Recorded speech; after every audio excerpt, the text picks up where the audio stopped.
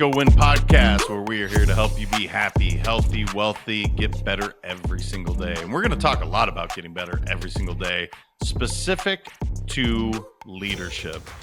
This interview is going to just knock your socks off. We have an expert, and she shares some amazing tips and tactics. Coach Karan Rhodes specializes in leadership strategy coaching as a tool to help her clients deliver compelling influence, differentiate their impact, and seamlessly execute big, bold initiatives which build an impeccable leadership brand. This episode was amazing. We covered so many awesome tactics when it comes to leadership, when it comes to things that you can do to show up as your very best self. We have somebody that did extensive research with some of the biggest companies in the world when she was working at Microsoft, collaborated with Target and some of the other major players in the industry. And what they wanted to find is what are really the leadership, places that were struggling, places that consistently across the board, these are areas. And what's fascinating about it is they really thought it was going to be skills that they were finding, but it ended up being tactics. And there's 7 specific ones that go hand in hand, and not one is more important than the other. And Karan says that on the interview, that look, you need to really be checking in on each of these.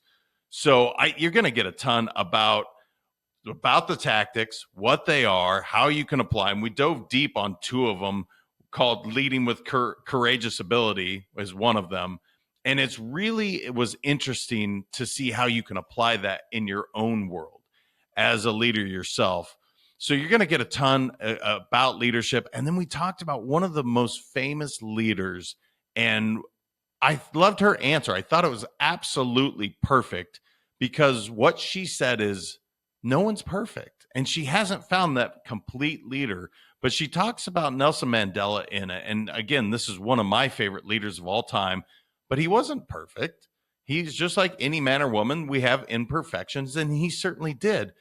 But his lasting legacy of leadership is remarkable.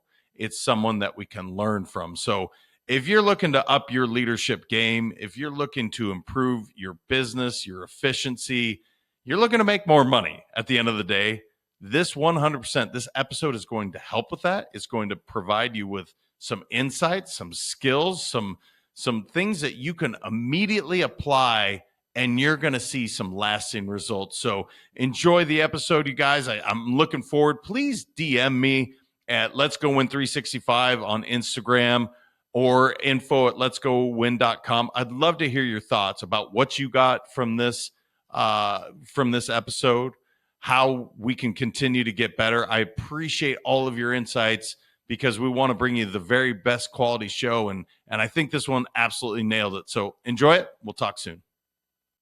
Hey, Karan, welcome to the show. How are we doing today? First of all, thank you for inviting me, and I am doing absolutely fantastic. There's not a cloud in the sky here in Atlanta right now.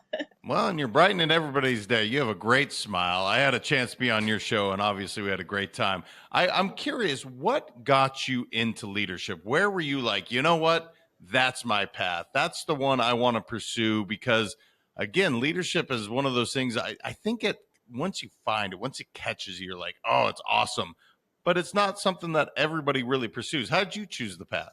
I think the path chose me, to be honest with you, JM. Before I really knew the term of leadership, when I was little, I was always fascinated about what made people tick, and how some people had great success while others didn't. And my original role model was my father, and he had a group of colleagues and fellows he was close friends with. All of them had different areas of specialty, but they were really renowned in our small town. They were kind of big fish in a small pond, if you will. But I was a daddy's girl, and I would just be fascinated in watching them influence others all around town. And I didn't know that was leadership at the time, but I was just extremely fascinated about the impact that they were able to make. And then fast forward through college and what have you, and learning more about human resources and leadership, that there were actual degrees on this in college. That's when I really put two and two together and realized that what I was admiring back when I was a little girl was my dad and his little, I'll call them a men's wolf pack for lack of another term, their own tiger team of individuals that were doing big things. Because they brought themselves to the table as well as they collaborated with other like-minded, passionate people like themselves. Yeah, you said the word influence, and John Maxwell, when he says his definition, which he might be the godfather of leadership, it kind of feels that way these days. It But he does. says, leadership is influence. Yeah. When I say the word leadership, or when you say it, what is your definition of it? Is it truly that simple that it's truly influence? Because you mentioned that word, or does it go Mhm. deeper than that? Oh, that's a great question. I'll misquote, but there's that whole famous quote that you can't lead if nobody's following you. You're just on a kind of solo journey. Um, for me, leadership is all about um, helping to facilitate or influence a course of action by others. It's wanting to convince them to join you or encourage them to take a step in a certain direction. And I think John has hit the nail on the head. Is to be able to do that, you've got to be able to influence others in order for them to feel committed enough to take a course of action. And we joked on my show about, human behavior is very, very hard to change. So they've got to feel compelled that what you're offering or what you're encouraging them to do is going to be such a win-win that it will compel them to change course and do a course of action, some kind of task or some kind of thing that you're trying to get them to do, buy, sell, lead others, take on a new challenge. So yeah, influence is at its very core critical for successful leadership to happen. When you're looking at leadership, are there really big pitfalls that you see where you're like, oh man, I wish people would stop doing that? Because I know your firm did an interesting research of the 7 critical leadership execution tactics, and we Yeah. are absolutely going to dive into some of those. But when you think about leadership and you're like, come on, man, like you're losing, you're doing such great work, but you lose your audience or you lose your followers or you lose your group when you do these things. Is there a specific thing that you just wish you could eradicate when it comes to some of the leaders that you see out there? There's a lot. That's a long list. But that was the core reason why we commissioned the research study, to kind of understand what some people were doing so much better than others. But one of the things um, that really hits home, that makes me cringe, is when leaders don't actually collaborate well with those that they are trying to either influence or work well with. Um, we talked on our show about how leaders need to listen and really understand feedback and take into account everyone's strengths and gifts and all of that. When leaders think that they can lead all by themselves in a kind of dictatorial manner, that just makes me cringe, because that is setting them up for so much failure and their teams for so much failure. And I always say, when you do that, you're basically leaving what we call dead bodies in the wake. You might get your kudos for certain accomplishments, but you're kind of killing everybody along the way, by not um, recognizing and being collaborative with them. So there's a whole laundry list, but that is one that really jumps out for me, that makes me cringe. Yeah, I see that certainly in younger leaders, it feels like, and maybe it's some that have been stuck in their way for a long time. The other one that oh man, I will say, and I'm curious your thoughts, when people think they need to have the answer to every question. Oh, yes.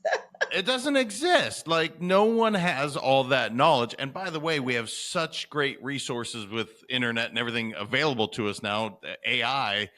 But my goodness, leaders, can you please just be a little more humble and just be able to say, I don't know that answer, but we'll get to it. What do you see when you see people out there? Because that one, I just want to like, I want to give them a hug and be like, it's okay that you don't know everything. That's okay. Yeah.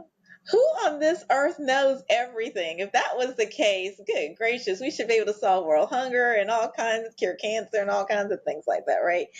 Um, and what people forget is leadership is, like you said, it's not about having the answers. It's helping bring together key stakeholders to help facilitate to create the answer. And that's where you appreciate everybody's knowledge and gifts and what they're bringing to the table.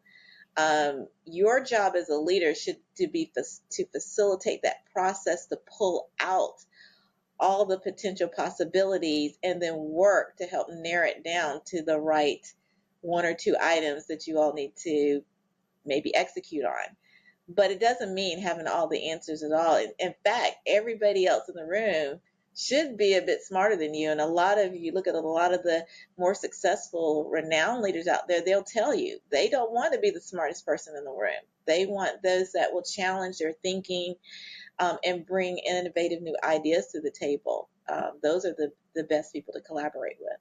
I want to get into your firm's research because anytime somebody dedicates that much time to, and I'm curious to hear how many folks you looked at, how you gathered it, and then what the research really showed you. But I mean, this is right up my wheelhouse. This is stuff that I geek out on all the time.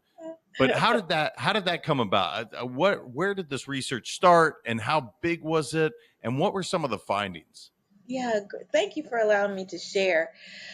Uh, if I'm honest, the the question had been in my mind for probably over 20 years. So that's telling my age right now. But I was fortunate enough before I started SDL to have spent almost 14 years at Microsoft.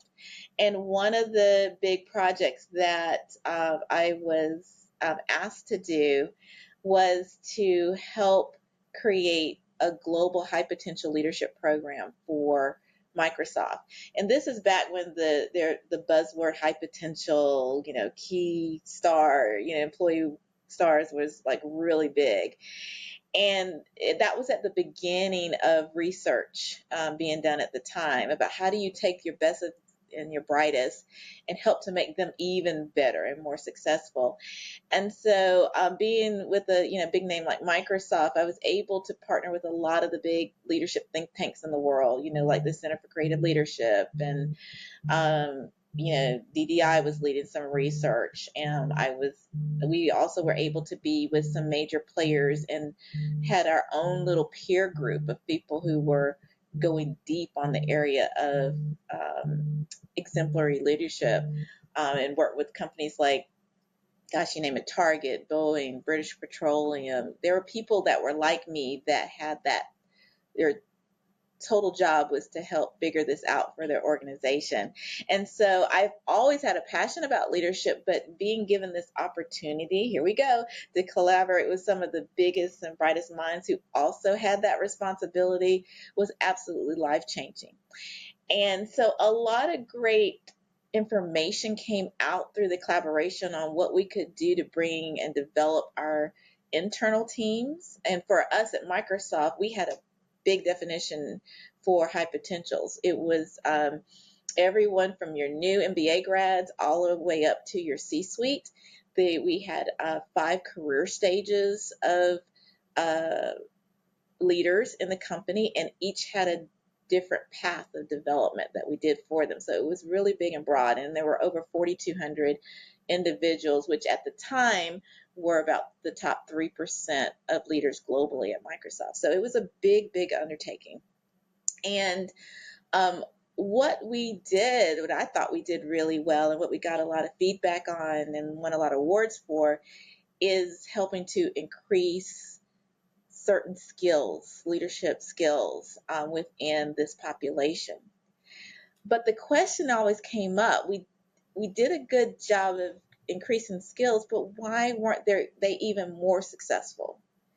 And we're always trying to answer that question.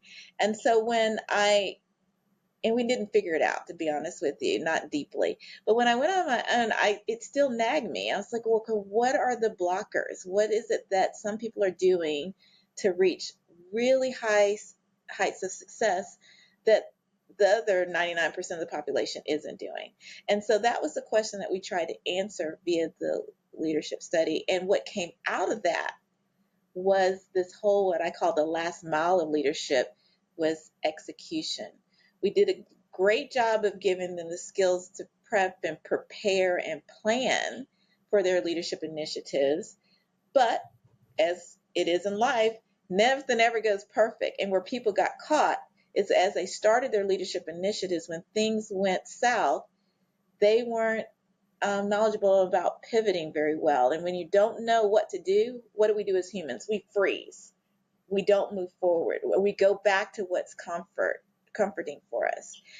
And so what we tried to do in the research study was try to understand, well, what were the key actions, tactics, things that people who were able to fight through that, what did they do that was so much different than everybody else? And so that's where the 7 tactics came through. We actually had a list of over 100 tactics, but what was interesting about these 7 was that these were very critical no matter your career stage, your job function, if you're an entrepreneur or in corporate, in the corporate world. And it was a global study, so it didn't matter what country you were in. And we thought, hey, if we can double down and share these 7 and get people upskilled in these areas, then hopefully that would help increase the probabilities for success for anyone's individual leadership initiative. So I know that was a lot of verbiage and terms, but I want to give you context for what was the problem we were trying to understand and solve. No, I appreciate that you did, and it tells you the depth of how much this research went into, which is awesome. Yes. And I can't wait to hear, some of the 7, or maybe we can get all 7 and dive deep on a couple of them. Sure. But, one of the things that you just mentioned that I think is so important, and this is why, by the way, I'll always have a job. I'm sure why you'll always have a job, that execution piece. It Oh, doesn't matter how great the knowledge is if you don't apply that. And by the way, I'm not pointing a finger, faulting anybody for this. And I'll give sure. you a quick example. My Yeah. son is a great tennis player, and he is literally going to play at college next year. Well, he's got a moment where he has an opportunity to make some changes. And one of the things I said to him is, Teach, let's go ahead and not put you in any tennis tournaments for the next X amount of time while you make these changes. Because what happens is if you get into a tournament, or as you're into a business, like you said, you want to revert right back to what you know.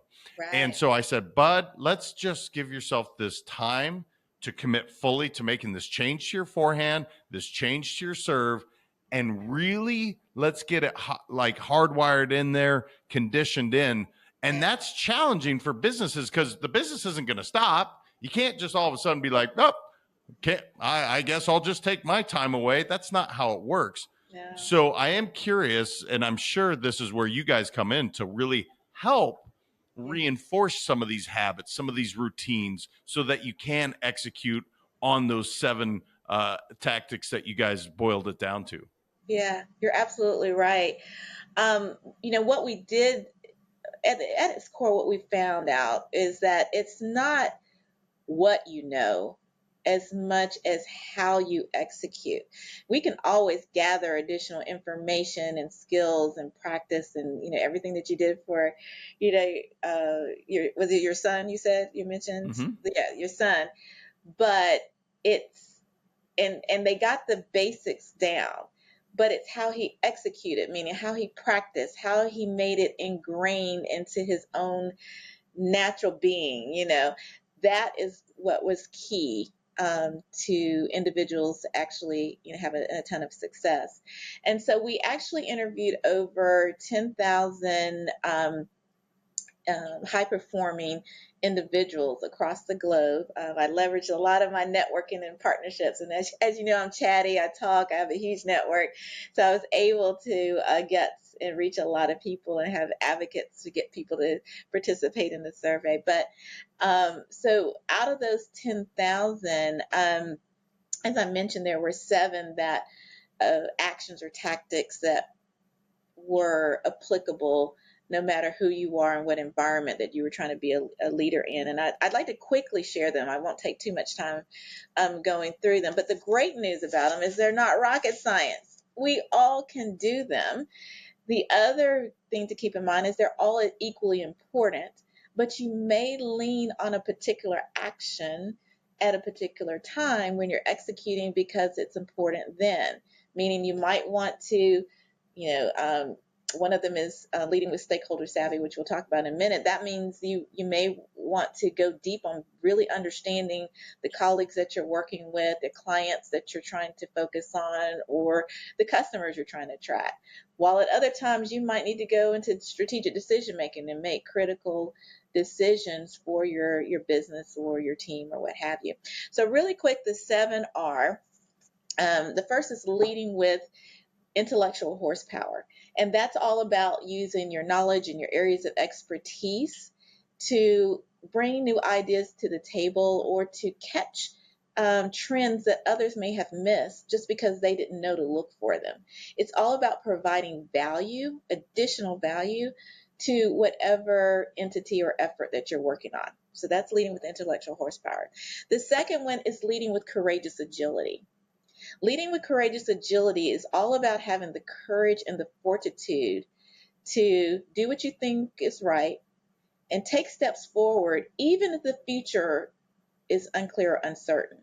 So that means doing all your back end research, but even if you don't know where it's exactly going to take you, it's having the courage to still take those baby steps and keep moving forward and seeing what happens and pivoting when you need to. So that's the second, leading with courageous agility.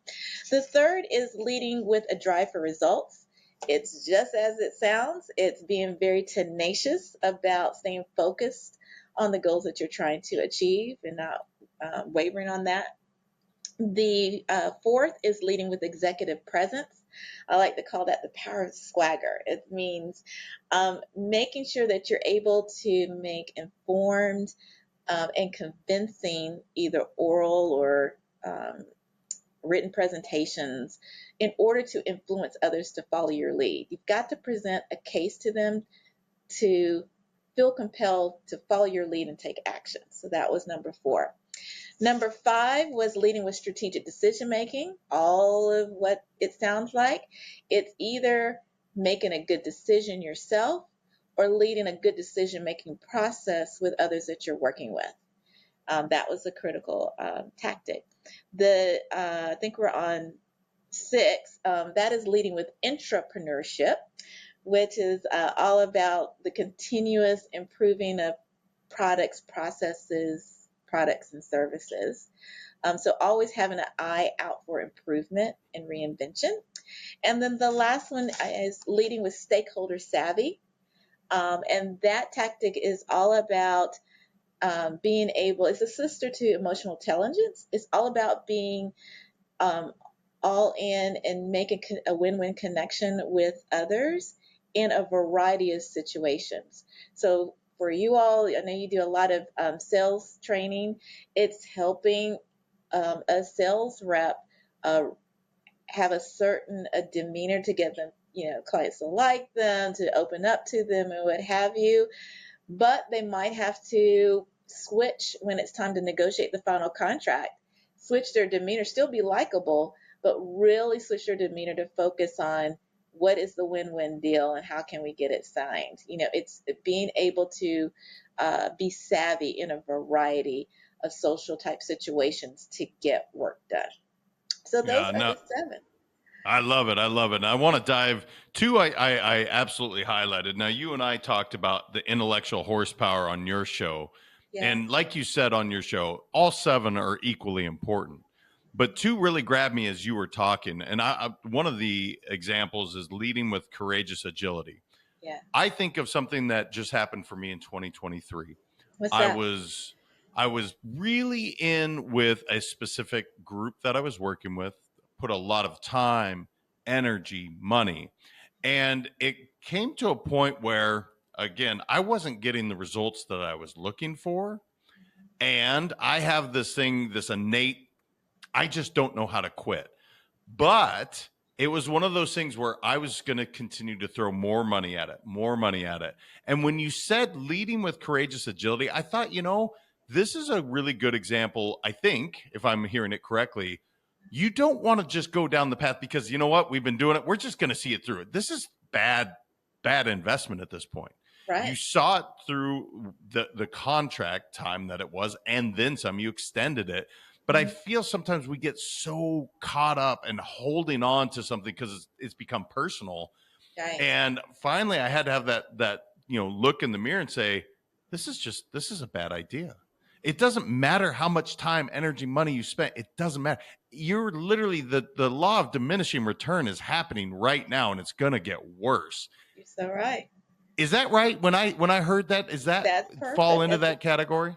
That's a perfect example of it. And then and it kicks in when because everyone makes calculated risk, right, in leadership, and you try to take as much risk out of the decisions as possible, but you can't take it all out.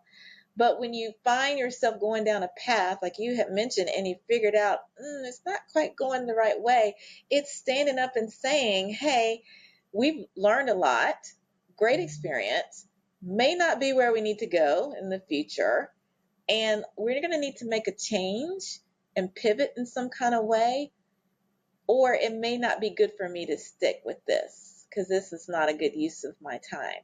And that's a hard conversation to have, especially if you're in sales and you need to talk to clients.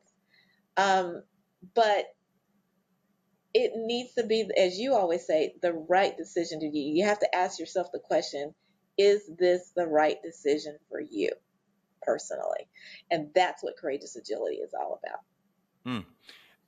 I'm not saying it's easy, guys. So we're clear. Like, No. look, when you pour your heart and soul into something, imagine Mm, Karen had poured her heart and soul into this research, and at some point she's like, "Oh, it's hard to take that back." And I totally trust me. I empathize with every leader. This is a tough one, but yeah. I think why I circled the next one is leading with a drive for results.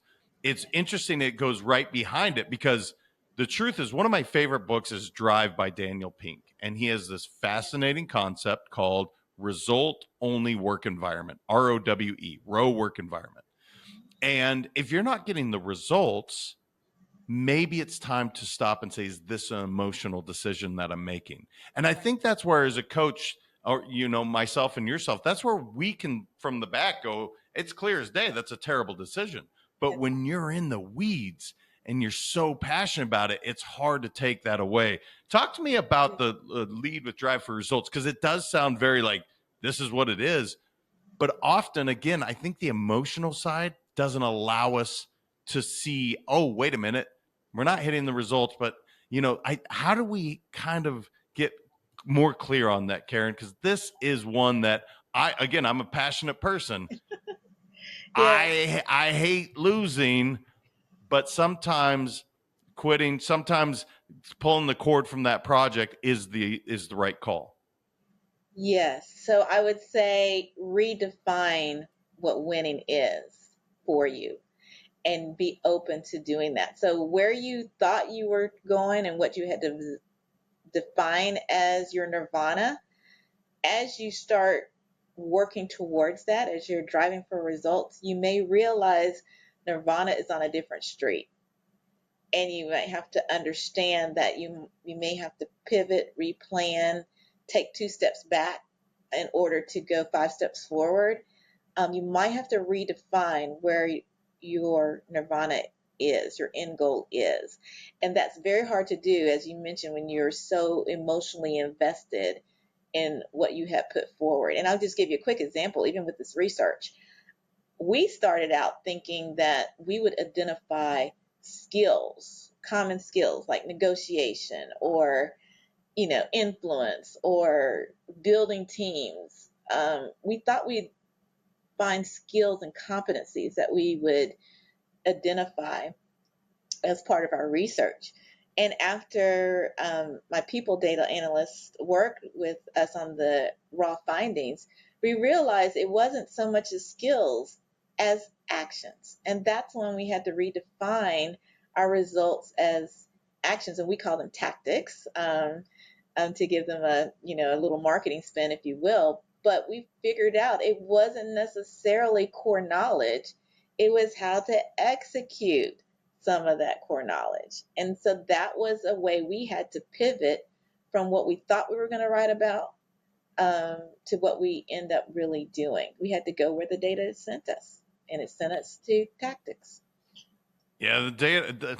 Look, there's golden data. That's at the end of the day, there is no emotions. That's pure data. That's going to tell you the right answer, if you will. Yeah. If somebody's listening right now and they're like, "Well, I want to know these 7 tactics. I want to go deeper." Where do they find that, Karen? Is this in a book that y'all wrote? Is this a research study, or is it maybe all of the above? All of the above. So the research study was done about 6 years ago, and over the pandemic, believe it or not, is when, since we had some time, although we were very busy during the pandemic, I will say, that was some time. I took me time to actually write up the findings and write the book. So there's a book called Lead at the Top of Your Game, that I wrote, and it's all about how to build a strong leadership brand, deliver compelling influence that others are just dying to follow you, and how to make your impact on the world. And so that's where the podcast came from as well, similar to you, of the same name, Lead at the Top of Your Game. And so everything we have is written in the book, plus examples, real world examples of how it plays out. And we even have playbooks on how you can apply it based on what your current role, if you're an entrepreneur in the world of work, or both, how you can apply it. And then our firm actually has a signature leadership program with 8 what we call developmental type of experiences, everything from peer groups to workshops and to coaching and things that we provide on these 7. And we actually work with individuals on an actual leadership project that they're working on. And everybody's working on something. Even if you're an individual contributor, there's something that you're doing, that you're leading an effort, and we make it real for you because we work hand in hand with what is top of mind for you right now. And we help refine your skills to execute these actions to be even more successful than you probably were going to be if you didn't take these into account. Yeah, guys. So go check out the book for sure, because again, we barely touched. I mean, scratched the Barely. surface, right? Right. And so you'd learn something, then you want to apply, then you want to reflect, and that's how a proper way to introduce anything. You learn, apply it. How'd I do? Reflect back, and then try again. Try I'm again. curious, Karen. Would you say to somebody, if I'm leading a group and I'm going, man, you know what, I could be doing better, which all of us can be. So we're clear, guys. This is everyone. Every day we got to get better. Yeah. Would you have these 7 tactics literally in front of you so you can look at it and be like, oh, this is the one I'm struggling with? Because I think for my brain, once I get past 3, I'm like, oh man, that's too many to remember. Yeah. But if I have all 7 up in front of me, maybe I can go, you know what? I think this is where I'm missing the boat.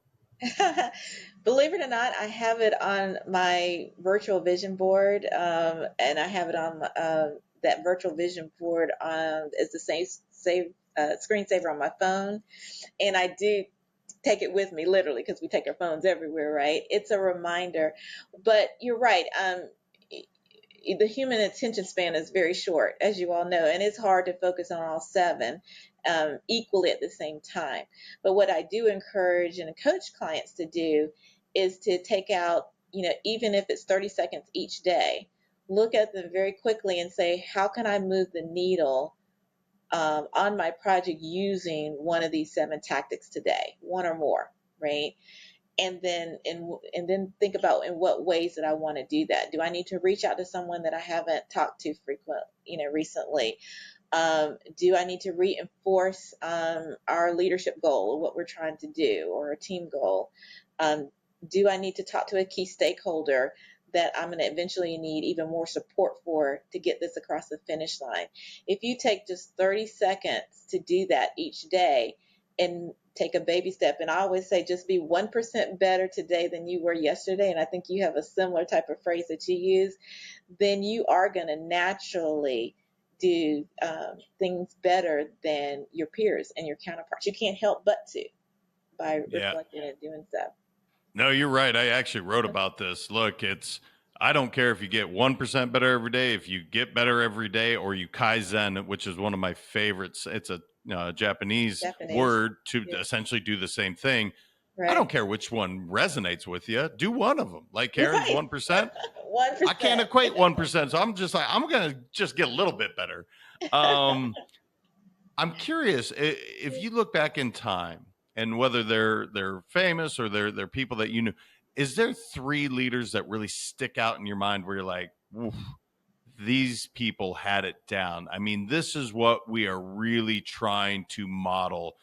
Are these three leaders, 1 to 3 leaders? Anybody really sticking out for you that people could? And what did you really love about their leadership? So I'm going to be a little controversial and say, and I know I'm very discerning because I'm knee deep into this research and fascinated about it. I will say I haven't found what I would call the total package Hmm. from any one particular leader. I know there are a lot that have done a lot of great things, but we're human and there's always some internal flaws in us in some way, shape, or form. But there are aspects of their leadership that I truly admire. Um, and one that is top of mind for me is like Nelson Mandela. Um, was huge for me um, because of, and he wasn't perfect. He would have been the first to tell you. He had a lot of controversial things and situations around him, but he was very astute on human nature. He persevered in the lack of. Um, there was a lot of, him being jailed and uncertainty, and even when he um, became the leader of South Africa, he was very empathetic when people weren't empathetic to him, and he strove to try to understand others' perspectives in order to figure out how to best influence them to bring them along, even when their core values rejected some of the things that he was trying to and achievements he was trying to make. And so he's one that I felt pull, in my opinion, the Karen's Lily opinion, pull levers at the right time of almost all of these tactics to get things done in the midst of adversity and brought a whole nation and world along for the journey, whether they agreed with him or not. That was someone that really stood out. And I mentioned that in the book. I talk about how they really applied that very well. That was one. It's a perfect answer because what you said is absolutely correct. We are all human. Yeah. Was he a womanizer? Yes. And he was readily admit that. Like, look, Yep. this was one of his flaws. Yeah. However, some of my favorite stories, and I talk about them on stage all the time, remarkable what the man was able Yeah. to see the bigger picture, right? Yeah. So I think that's maybe that's a perfect lesson is they're never going to be perfect. And if you expect any leader to be perfect, you will be disappointed. I Exactly. love that answer. I'm so glad.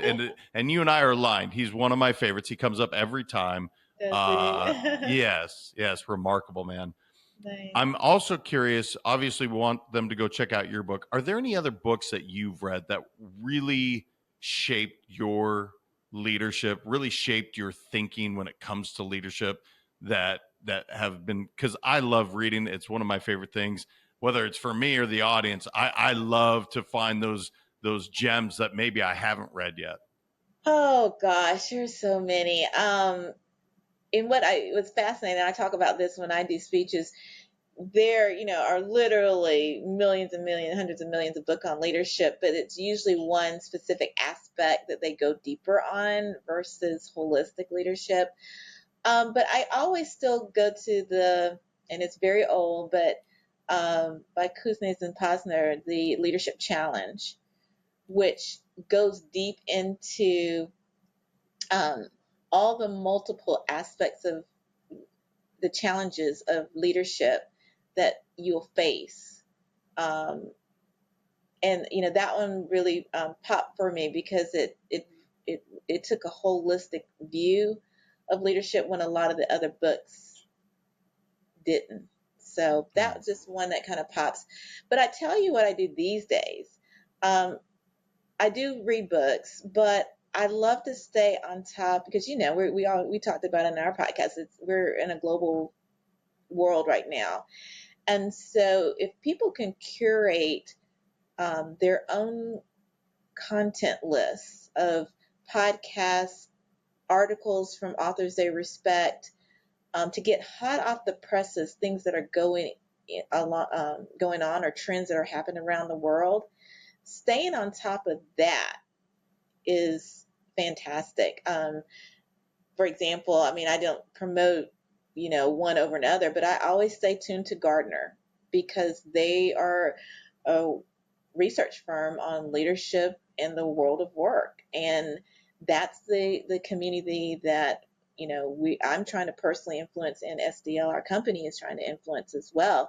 So for people who are constantly doing surveys and research studies and interviewing those that are on the front lines, there are trends that pop out that you can use, in your daily life. So for whatever your sliver of the world is for your listeners, um, go deep on the influencers and those that you respect in the area and follow their latest thinking. Stay on top of that. Listen to it when you're sitting in the doctor's office, um, or if you're taking some me time just for your own development.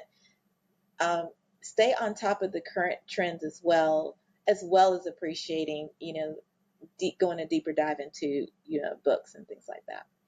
Well, there's no question our world is just accelerating faster and faster. They literally said what we experienced in the last 100 years, we will experience 10 times that in the next 10 years. Yes, So to Karen's point, stay abreast of everything. Karen, I looked down. I can't believe this flew by so it fast. did. I mean, there's so much more to learn from you. If my audience is just feeling, which anybody that likes leadership has got to be feeling this conversation, Yeah. where's the best place to connect with you online, to find some of the resources you've talked about? Where's the best place? Yeah, thank you for the invitation to share. So, our company is called Shockingly Different Leadership. We started out in leadership and expanded the business model to help broader in the world of work. But they can go to shockinglydifferent.com, and there you'll see all the services that we provide, as well as um, on the main navigation, you'll see our signature leadership development program, which is Lead at the Top of Your Game, and you'll see all the resources and offerings there. So we'd love to partner with anyone that is curious or wants to bring this to their organization. Awesome. Karen, you're awesome. You're full of great information. I could Thank literally geek you. out on leadership all day long. So We'll have to thank you do for this again coming. sometime. Oh, no doubt about it. But yeah, thanks for coming and sharing so much. Thank you. Thank you for the invite. And thank you to your listeners as well. Yeah, thank you guys. Literally, this was awesome. I wrote down the 7, and I'm going to have to go back. So make sure to rewind that, guys. Hear it again. Share this with someone that you know that's in a leadership position, which, by the way, every single human being We that all you are. know is. Everyone is a leader. Share this episode out with somebody. Until next time, remember your mindset matters. I appreciate y'all. We'll talk soon.